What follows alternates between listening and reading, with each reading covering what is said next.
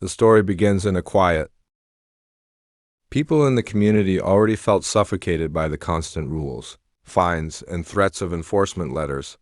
But this one incident really showed just how far they were willing to go. One of the homeowners was not just any ordinary resident. He worked in close cooperation with law enforcement as part of a joint police task force.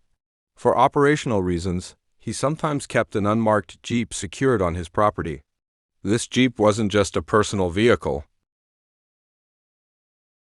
Communications equipment and sensitive law enforcement tools. The Jeep was locked up and parked behind a secured gate on his driveway. It was kept this way because it wasn't just about his own property. It was about protecting classified equipment that couldn't fall into the wrong hands.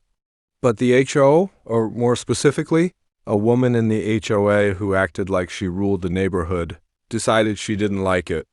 She was the type of person neighbors called Karen, always nosy, always demanding, always convinced she knew best.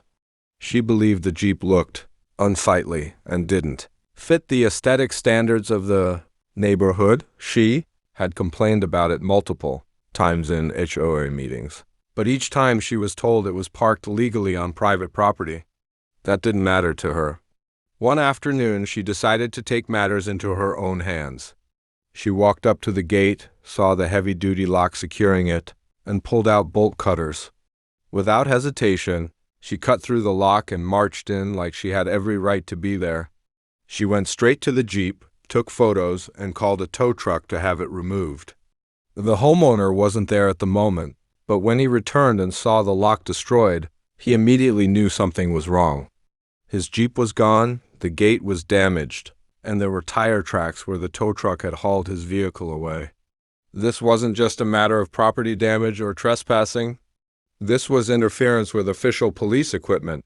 He quickly contacted the towing company, and that's when the truth started unraveling. The company explained that a representative of the HOA had requested the removal. They even gave her name. And yes, it was the same HOA Karen who had been obsessed with the Jeep. At this point, the homeowner didn't even need to get angry himself. The police task force was immediately notified. Since the Jeep contained law enforcement property, what had just happened wasn't a petty HOA dispute anymore. It was a criminal act that put sensitive equipment at risk.